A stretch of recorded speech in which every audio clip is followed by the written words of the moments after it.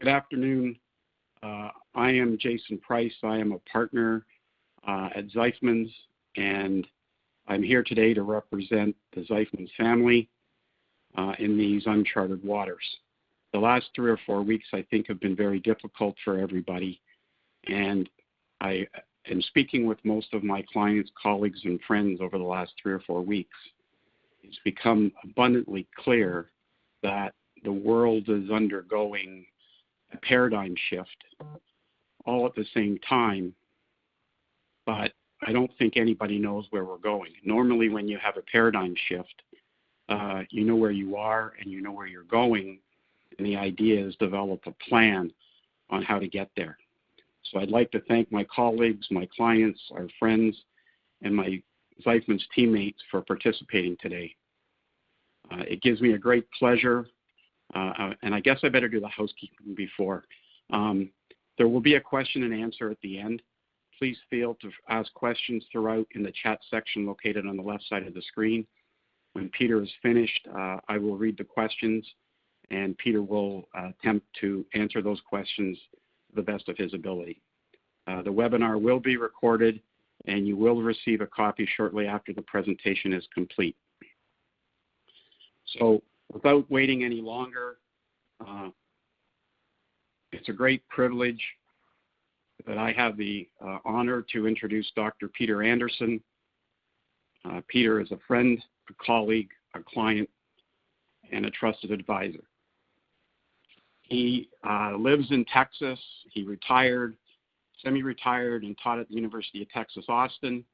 He graduated probably long before lots of us were born with his PhD in economics from Harvard. He worked at Canada's version of the U.S. Federal Reserve, the Bank of Canada. He was a partner at a management consulting firm called Woods Gordon, which later became Ernst & Young. Peter is an advisor to some of Canada's wealthiest and successful families, and it is my honor to introduce Peter Andersen to take us through the next half hour on where he believes this new paradigm shift is going. Thank you. Peter.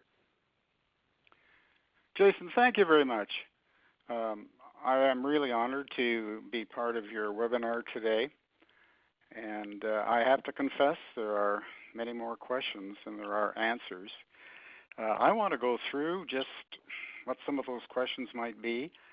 I know that in terms of my attention span, I've basically got to keep your attention for the next how many minutes? 5 minutes to 7 minutes. So I'll try and get to the point without rambling, although that's difficult for an economist, not to ramble. Anyway, let's get right to the heart of the matter. When's it going to end? And how is it going to end? And where is it going to end? These are questions that are on everyone's mind. And I think we all have a tendency to be optimistic, perhaps too optimistic. We have to be careful with that. We don't want our hearts to be broken when our optimism perhaps is not justified. What are the key indicators to watch? And this is something that is changing. The old indicators that I typically look at and that I typically use for my diagrams and charts, they're not the ones I'm looking at today. Is there any good news? Yes, there is some good news. Tentative good news. I'm going to talk about that, and I look forward to your questions on that. And then the great financial crisis, the last recession. We use it as a yardstick. Is that a good idea? How is this one different from the great financial crisis, the 2007-2009 recession?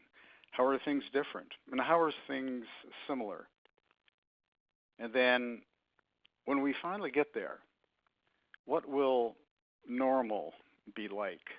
I don't think we're going back to normal. And so I think it's a good idea now to think of the future and to try and, in our minds, paint a picture of what the new normal will be. And then finally, as an accountant, and Jason, I'm sure you're kind of thinking of this too, how do we pay for all of this? Where is the financing coming from for all of the money and all of the liquidity and all of the debt forgiveness that is taking place? On that question, and again, the answers are hard to find. I have a suspicion, my intuition is that going back for centuries, the way for governments to bail themselves out of spending too much is inflation, and that we pay back the debt with inflated dollars that don't have the same purchasing power.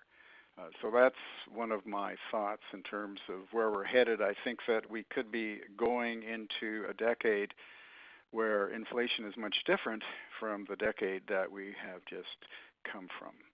Anyway, let me go back then and kind of deal with these points one by one.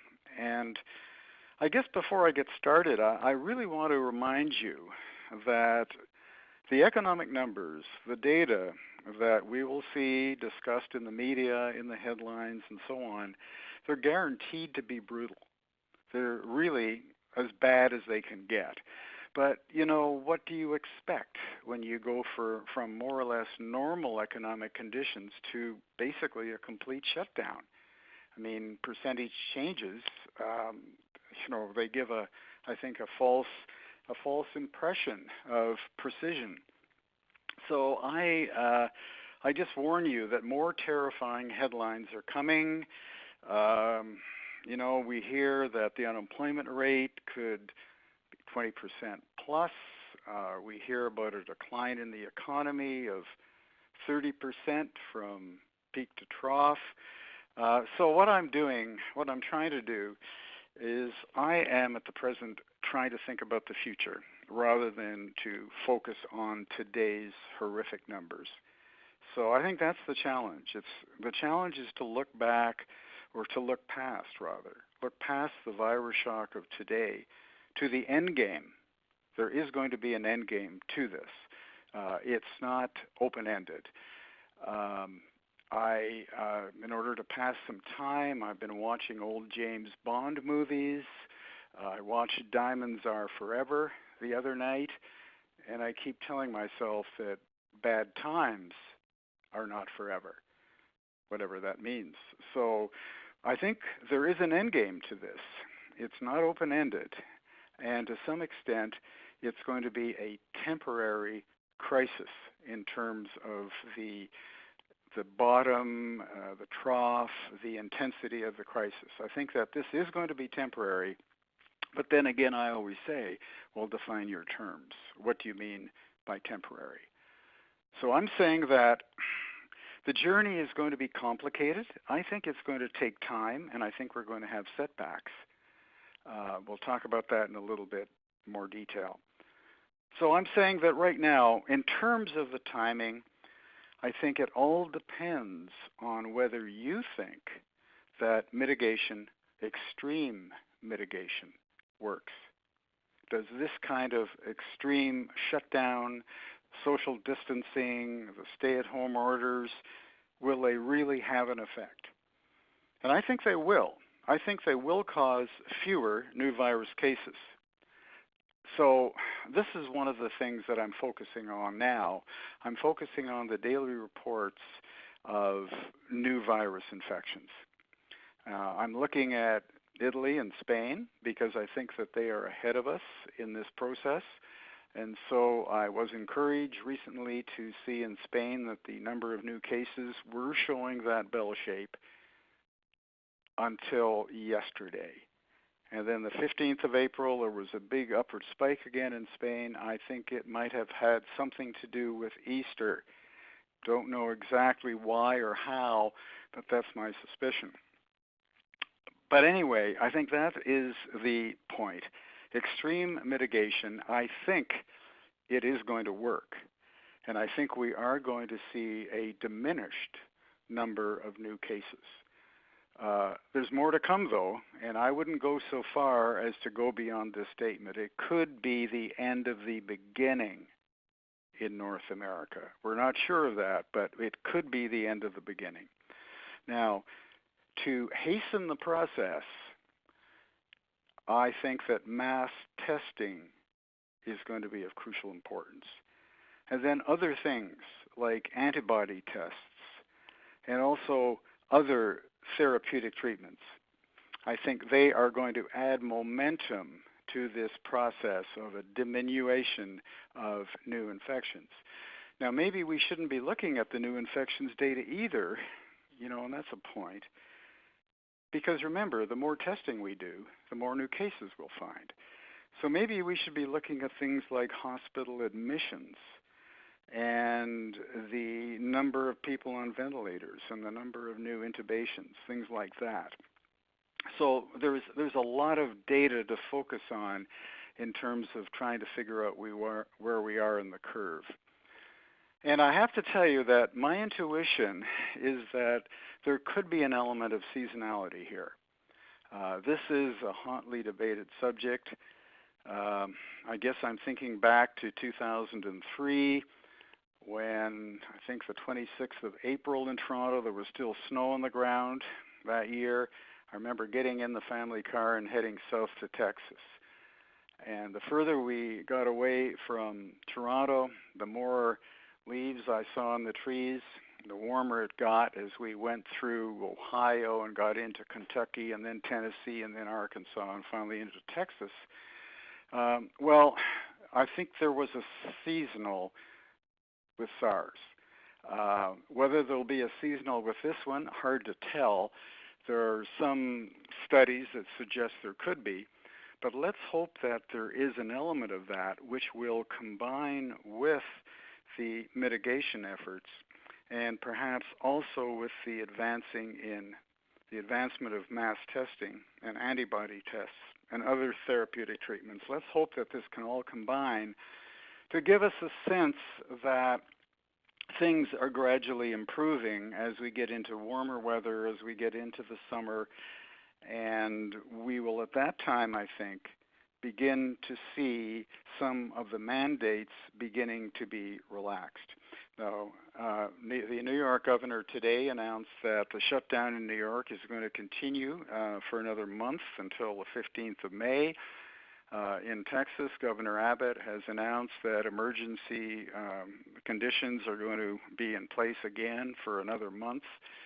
But let's hope that as we get into June, July, and August, we do start to see some relaxation in the sense of crisis. Now, this is going to be the hard part because I think we will see the gradual reopening of some businesses in some regions and in some economic sectors. Now, one of the economic sectors that I see right now is construction. Both commercial and residential construction are looked at, where I live, as being essential industries. And given strict protocols and COVID-19 supervisors on sites, residential construction is a sector which I think can begin to pick up activity. And I say that because there is a backlog here. We know that housing starts and we know that building permits have given us a pipeline of work to do. So that is one of the sectors that I see picking up. So the end result, of course, depends on a vaccine.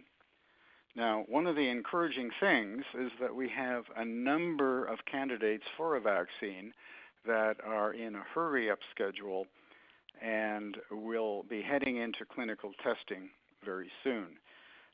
In terms of the good news, one of the companies that I look at, and full disclosure here, I do not own the stock of Johnson & Johnson, but Johnson & Johnson is engaging in at-risk production of several 100 million doses of this vaccine before it receives official endorsement, official approval. that approval probably won't take place until early next year, but when the approval comes, Johnson & Johnson will have hundreds of millions of doses available because they're starting production apparently right now. Let's keep our fingers crossed and hope that this works. Anyway, what I'm concerned about is that what we have is perhaps too much optimism. The consensus thinking in the stock market seems to be that the economy, and by that I mean the American economy and the Canadian economy, that they could stabilize by the summer, okay? And there could be a liftoff from today's almost dead stop by the time we get into October, November, December. So think about the current calendar quarter, Q2, as basically being as brutal as you can get. The third quarter, okay, the quarter ending September, as being a quarter of economic stabilization, with the reason being some mitigation in what's going on with the virus. And then the final quarter of the year, a liftoff, and that liftoff continuing into 2001. Now that seems to be the view of the stock market. I might mention to you today that the Dow Jones at the present time is at 23,400 approximately. And that's higher than where it was Christmas Eve 15 months ago, all right? So there is this optimism in the stock market that this is going to be the transition in the path.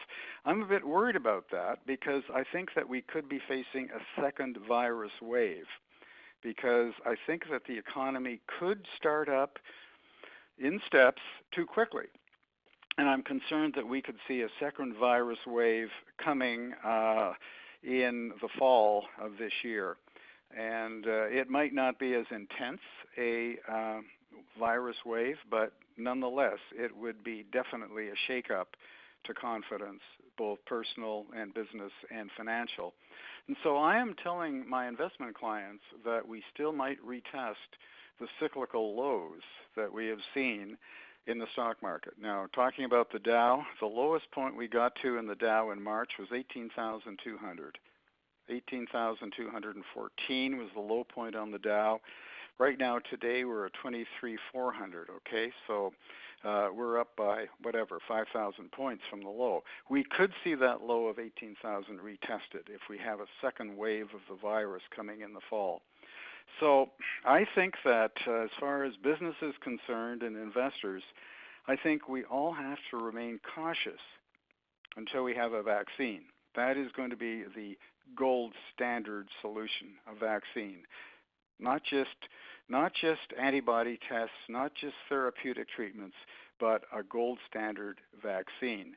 And I don't think we're going to see one of those until about a year from now. So to me, it looks like a W-shaped recovery, that we are at the first trough now, that we get some improvement in the economy in the final months of this year, and then we have a drop again in the early months of next year before the vaccine finally begins to do its job. So that's my scenario. I'm looking at a W, and not a V, and not an L, but a W-shaped recovery. But again, it all depends on the path the virus takes. So what kind of indicators am I watching now? I guess I'm really focusing on real-time virus data in an effort to look ahead. And I am looking as hard as I can to find information on clinical trials.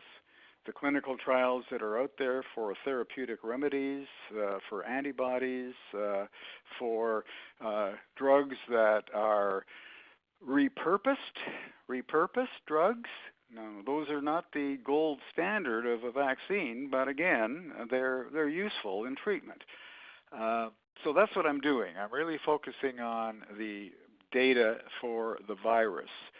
And when it comes to economic data, I really don't want to hear this morning's news or today's news. The fact that we had over 5,000 jobless claims in the United States in the week ending the 11th of April, I hear that, but, to me it's not a key indicator anymore because, hey, that's what I expect when you close down an economy. And in terms of the last 4 weeks, we have had 22 million, there was 5 million, it was 5 million claims this morning. I hope I said 5 million. It was 5 million claims this morning, but in the last 4 weeks, it's 22 million. And that surpasses all the job gains that we've seen in the United States over the last 10 years. But I don't want to look at today's news because, the news is just kind of describing what we already know, that we're in a shutdown in the economy right now in both countries. So what I want to do is think about tomorrow and where we're headed. And so I'm looking at more like financial indicators. And so I did mention the stock market to you, the fact that, yes, we were at around 30,000 on the Dow at its peak this year. But remember, everybody, it was 21,700 Christmas Eve 15 months ago. So that gives me some heart because it means to me that the wealth effect has not been overwhelming. The wealth effect is something economists use to make guesstimates as to the effect on consumer spending. That if you and I lose half of our wealth, well, then we're going to tighten our belts when it comes to spending. So what I'm saying is that life savings have not been decimated at this point because the Dow is still looking reasonably good. Now, again, say what you want about the stock market. What I would say is that it is the distilled wisdom of many, many smart people, okay? But it could be where it is today because of all the liquidity that has been poured into the system by the central bank and the central bank in Canada as well. It's helicopter money. It's like $100 bills floating down from the sky. And this liquidity has, I think, been one of the reasons why you have seen this elevated stock market up to this point.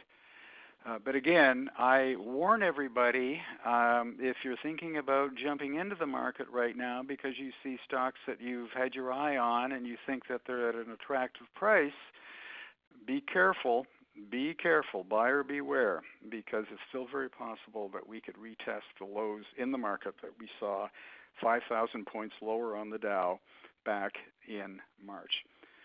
So in terms of indicators, I've given up at looking at retail sales, the unemployment rate, manufacturing output, gross domestic product. For me, I want to now look at indicators such as the financial indicators. I want to look at what's happening with interest rate spreads, with risk spreads. I want to look at the options market to see what the VIX implied volatility measure is. I want to look at currencies. I want to look at commodity prices because to me, they're giving more of a real-time measure in terms of where we could be headed. So the good news, I think there is the good news because the wealth effect has not been devastating. And Johnson & Johnson is planning imminent production of 600 to 800 million doses of its trial vaccine. Okay. Now, clinical tests don't start for J&J until September, so this is on an at-risk basis. 600 to 800 million doses of its trial vaccine. That's their production target in advance of the official approval. Let's hope it works. And finally, I mentioned that there seems to be some tentative signs of a decline in new cases in Spain and also a flattening in the United States, but I emphasize the word tentative. Worldometers, okay? Worldometers, and Jason, you pointed that out to me. I had been using it for some time. I'm glad to see you're looking at Worldometers as well, that website. That's something I look at every night. It's on Greenwich Mean Time, so I don't tune in to get the global comparisons until later in the afternoon because, as I said, it's on a Greenwich Mean Time basis. Anyway, what are the differences and similarities with the last recession? Well, let's start out with the good news. The last time around, it took months for Ben Bernanke and the central bank, the Fed, to figure out what to do. This time it's taken a matter of days. And we have heard announcements coming on a Sunday, for example. On Sunday, the 15th of March, we heard from the Fed a huge new round of over-the-top quantitative easing. On a Sunday, for goodness sakes. They had a meeting planned that coming week for the Tuesday, Wednesday, but they couldn't wait. They wanted to get the news out and the program announced on the Sunday, the 15th of March in advance. So basically, it's been a matter of days, a couple of weeks, for the U.S. to react to this. And initial conditions are important when you get into a chaos situation. Initial conditions are really critical. So we have had this over-the-top reaction on the part of central bankers. Canada following, but that's good, it's following. And so let's hope that the liquidity situation doesn't develop into an insolvency situation for financial institutions. We want our banks to continue to be open. We don't want to see people lined up trying to get their money out of banks, okay? And I think so far so good on that. I am worried that in the plumbing of the financial system, we have weaknesses that we don't even know about at this point. I am concerned that out there we have perhaps some weaknesses that we don't even know what they are at this point. Unknown unknowns. Something involved in non-bank lenders. I don't know. It's just something that you need to worry about. So we're not out of the woods, definitely on that. The other thing is the global nature. This is a problem that goes around the world, and it's going to be solved slowly on a global basis. The last time we were in the great financial crisis, that was a global hit, and this one is even more global because last time around we had some players such as China that weren't hit as bad, but now everybody seems to be badly hit. And to me it means the closing of borders. It means the hardening of borders as we move ahead. So that is more or less getting us into I suppose the next part of my thought process. What will the new normal be like? So I think there will be permanent changes in how businesses and how individuals behave. I think as far as ordinary people are concerned, I think we're going to be much more conservative. I think we're going to be less into spending and more into saving. I think it's going to be more of a stay-at-home world. I think that a number of people who've been forced to work from home have decided that, it's got its good points as well. And I think some of the employers will think, it's got its good points for us too. We don't need as much office space. And business travel, I think that's going to change. Jason, you know that we've all kind of gone virtual in terms of communication and home offices, being able to communicate with your partners and your clients on a remote digital basis, really part of the future. And I heard a leading person in the technological world a couple of years ago tell me, he said, Peter, he said, virtual reality is going to be the thing of the future with profound effects on how business operates. He said virtual reality started out in a trivial way by being something that gamesters played, but he said the real future is that virtual reality means you don't need to be in the same conference room to really be connected and to catch the body English and the nonverbal communication that goes on in personal meetings.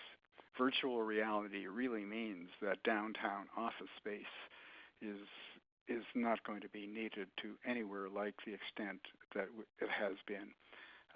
And that, yes, perhaps CEOs and bank presidents and senior partners in law and accounting firms need to be downtown, but the rank and file staff, they can communicate and have team meetings and effective team meetings with a virtual reality platform. So I'll leave that for you to think about. But I think that when the end finally comes to this, and again, that's one of the differences with the last recession. In the great financial crisis of 2007 to 2009, there was a kind of an open-ended quality to it. There was an open-ended quality. This time there's closed-ended. There is an end game. There will be a solution. And it's only if you're really a pessimist and don't think a vaccine is possible that it wouldn't be so.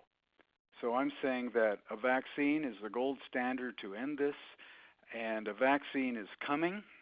We just don't know how long it's going to take, but there is an end game. And that's one of the differences with, I think, the last crisis. So with that, I think that we will see the reopening of the economy. First, it will come gradually in very small steps, and I think we'll see that this summer and going into the fall.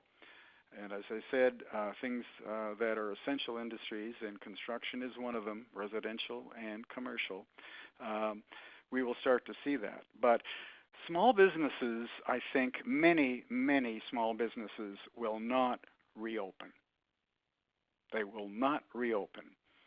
I'll leave that to you, Jason, to consider which ones would be your picks. The ones that do reopen will not, I think, require as many workers. They will find that the business at hand they can handle with fewer workers, and that applies to larger firms as well. So, when I mentioned that we have 22 million Americans who have now applied for unemployment insurance, they haven't all lost their jobs. I mean, you can't say that's the job loss, because when this is over, there will be the rehiring, and people will emerge from under the rocks and, from the safe places and begin to work again. But there will be many that don't really find a place to work. So we're going to go from labor shortages, I think, to unemployment. When could we see full employment returning? My guess would be not until around 2023.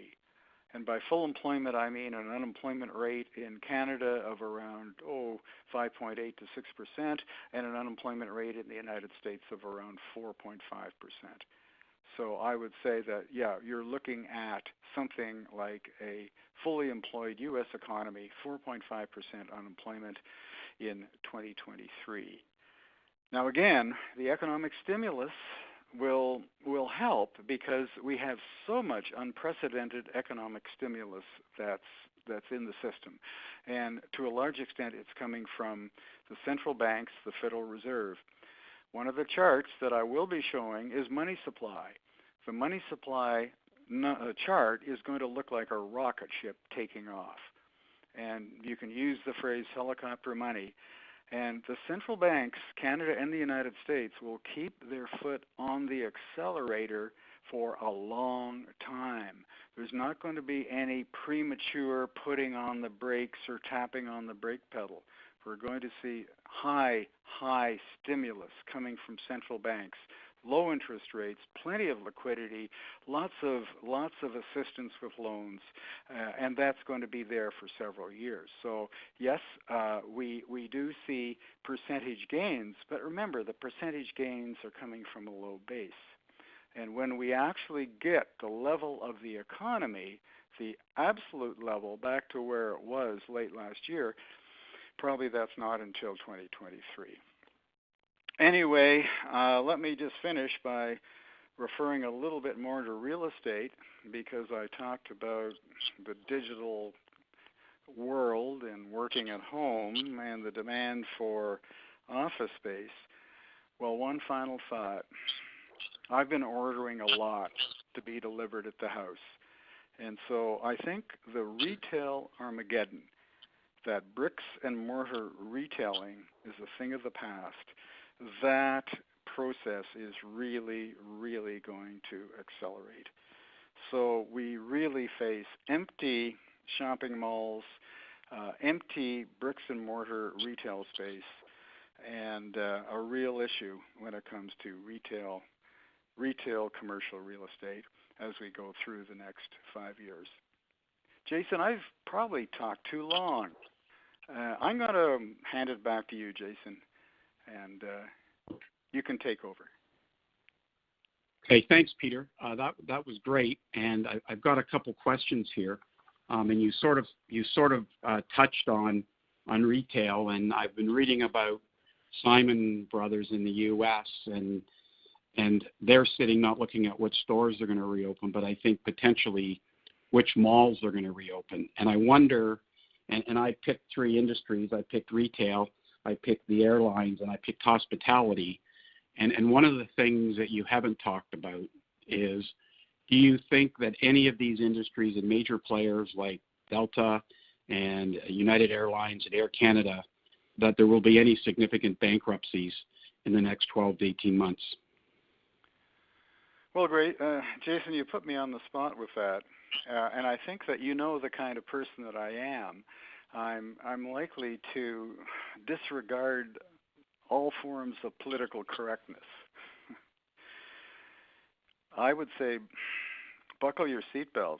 I would say we are going to see a flood of bankruptcies and crashes in those businesses.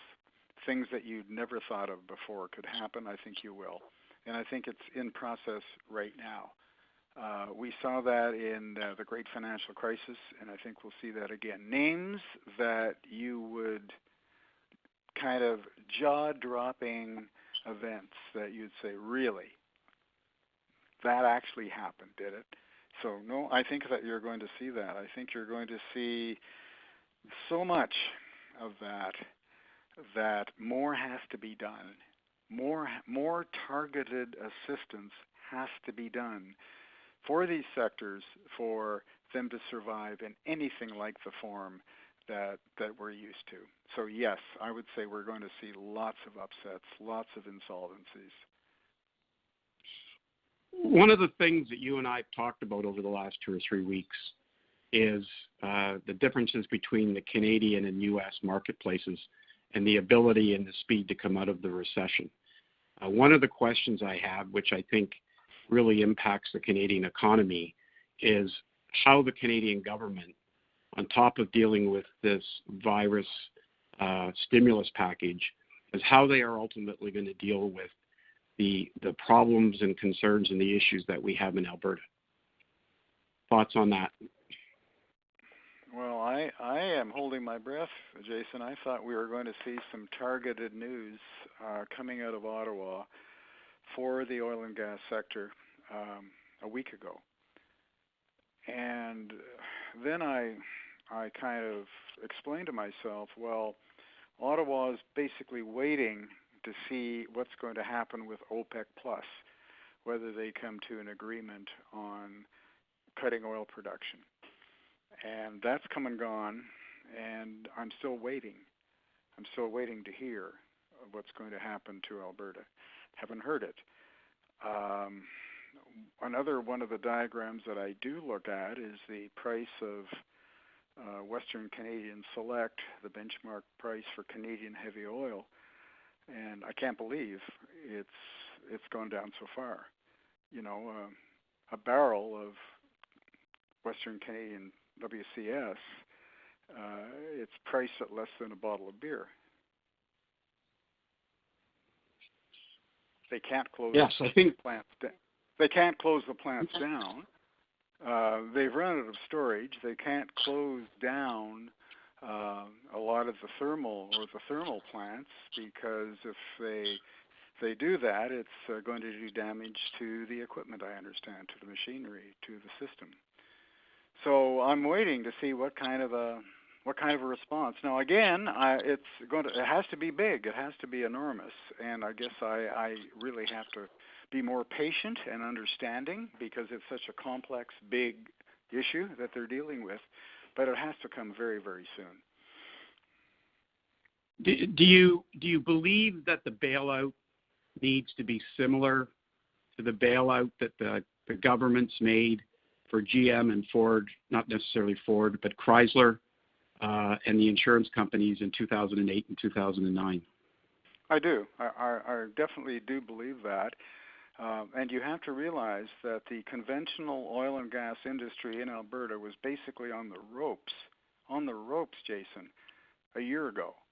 And, last fall, before this happened. So it very well could be that is the kind of thing that we are heading into, that the government somehow is going to have to assemble an ownership pool of companies to keep the industry alive. So it will be there on the other side of this. But yes, I think that something like that, and maybe that's why it's taking so long to hear what the announcement's going to be. 2 or 3 questions from 2 or 3 different clients.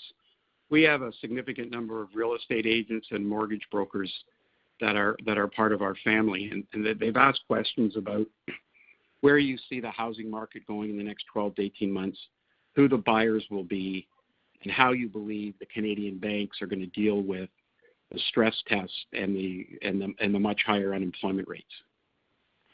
Right. Well, I think the banks have to become more highly risk averse. I think that's all part and parcel of what we see. We are going to see many insolvencies, many bankruptcies, many bad debts. And, as far as a bank is concerned, it's the capital to asset ratio that counts, Jason, as you know, capital to asset ratio. And when a bank loses money on a loan, it comes out of capital. And they have to maintain a certain level of that capital to asset ratio. Well, the assets, they're all bank loans, right? So if you're seeing the top part of the fraction diminished, you have to lower the bottom half of the fraction, the asset part, which is basically bank loans. So what you have to see is probably continuing central bank efforts to make sure that the banking system stays liquid, and that you have to perhaps deal with capitalization requirements of the banking system to keep the banks alive, to keep them operating. I think that we know that from the last crisis. It may be a bit of a disadvantage in Canada to the extent that it was the Americans that felt the heat in the last financial crisis, and Canada kind of avoided it. And maybe that burning lesson the Americans learned perhaps has alerted their central bank to be even more, attentive to the risks facing the banking system. So as far as real estate is concerned, I think the health of the banks is the key thing. Now, we are going to continue to see low interest rates, I think, for the next 3 years. So as we come out of this, we are looking at unprecedented opportunities in terms of low mortgage rates for a period of something like 3 years. We've got a good runway when it comes to rates. We also have the fundamentals in Canada are over the top. The rate of growth in Canada's population exceeds even the boom years of the baby boom. We are looking at, a population growth in Canada that is unprecedented over the last 3 years. So we have the basic need for living spaces in Canada, be it rental or be it ownership. When we came into the spring selling season in Canada, the market looked very good. In February, we thought we were headed into a really blockbuster spring selling season. in Canada, especially in Ontario, in the Golden Horseshoe around Toronto. We thought it was going to be a great spring sowing season. I guess what I would say is that when the recovery comes, Jason, I think that the disadvantaged in the labor market are more likely to be the lower income and lower skilled and trained workers.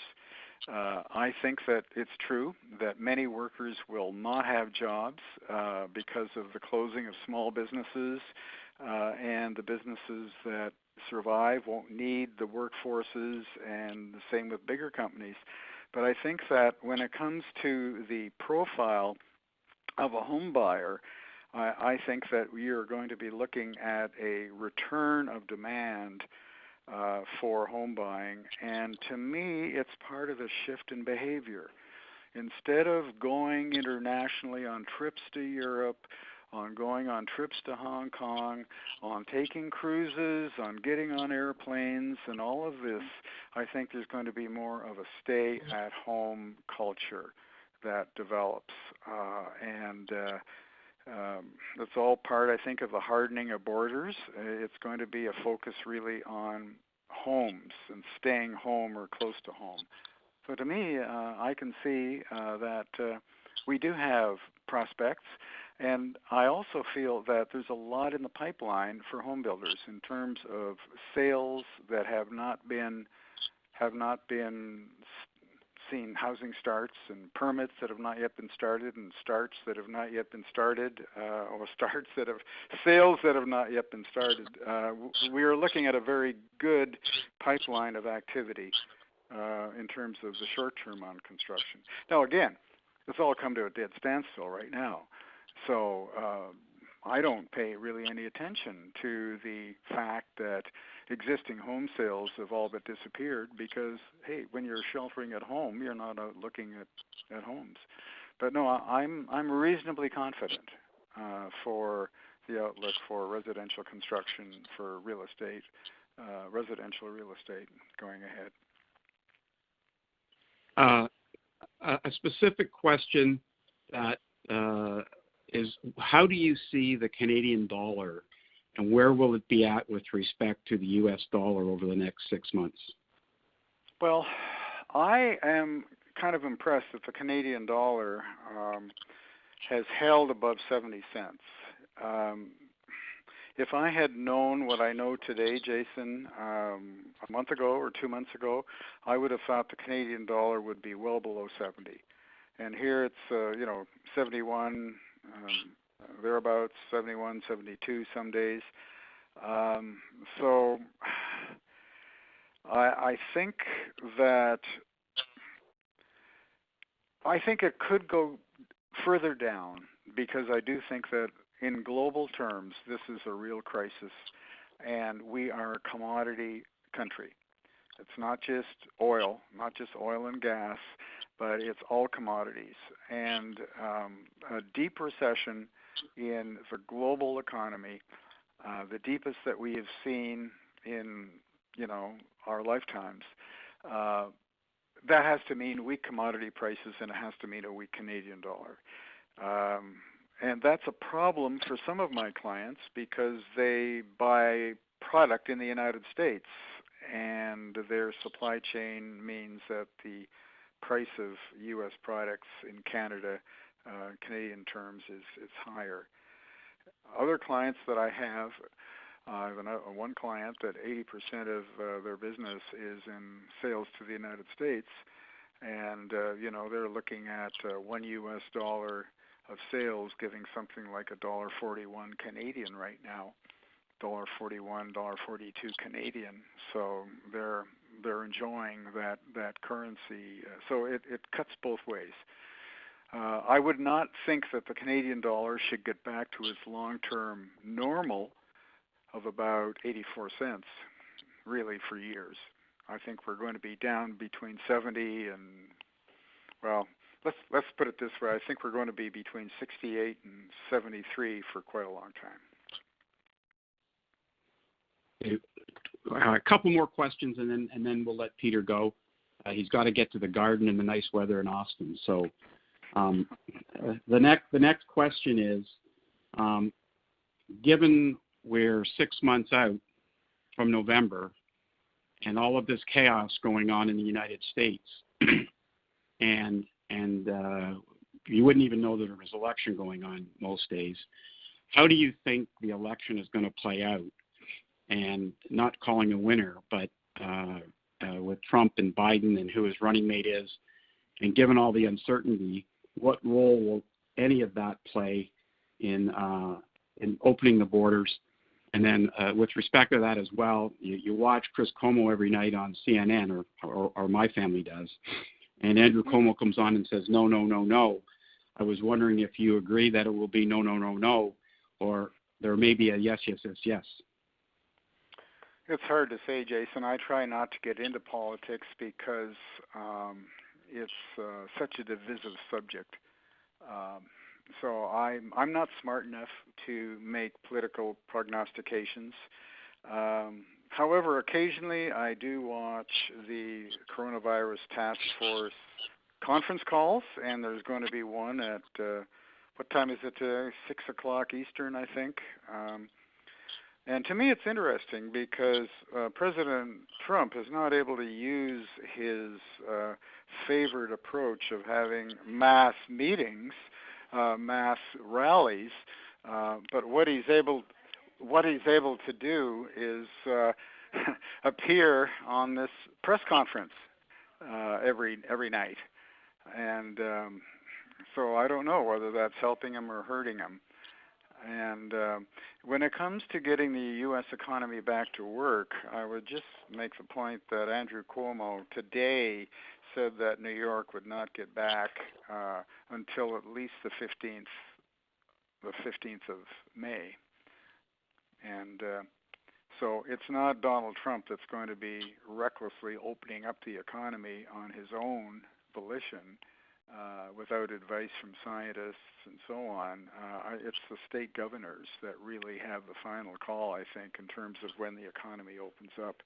But when it comes to the elections, yes, I mean, November, what are we going to see in terms of showing up to vote? Are we going to have a different system, mail-in ballots? I mean, who knows?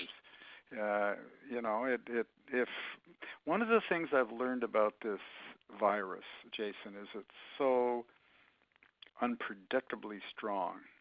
I was at a business conference in New Orleans on Friday, the 6th of March. Yes, New Orleans. At that point, not a single case had been reported in Louisiana. So here I am in the Hotel Monte Leon in New Orleans, and I'm standing up in front of about 100 business people making a presentation. And I said to them, look, put things in perspective. I said, the number of cases worldwide is still under 100,000. I said, that wouldn't even fill up the local football stadium where I live. And that's how much things have changed in just, basically a month. Can you believe this thing has spread so quickly and so rapidly? So it's a very good point. I mean, will mitigation work? Or does it matter? I mean, is this thing still going to spread? Because how many people are going into grocery stores to buy their groceries? How many people are taking takeout food from restaurants that have now actually turned into grocery stores? And, so it's a very good point. If we still have the virus running at these rates of infections, how do you even have a presidential election in November? Good question. We'll see. It's going to be interesting. And the last question is, given all of this stimulus and liquidity in the Canadian economy, where do you think the minority government can go with income tax rates? Well, that's worth a pause. And I think that higher income tax is not part of this. Is not part of the picture. You know, what I see is tax filing dates keep getting pushed off. It's not April 15th in the United States. It's now July 15th in the United States to file taxes for 2019. Maybe it'll be pushed off again. So it's not a time, I don't think, for anybody to think about tax increases. I think, Jason, universal income, helicopter money is more in play than tax increases. Oh, okay, Peter. On that note, I would really like to thank you for the time you spent with everybody today. I'm sure everybody's much more enlightened. I look forward to speaking to you on a regular basis as we do. That helps me augment my clients' perspective on life. I wish you and Patricia well and be safe. Thanks very much. Thank you.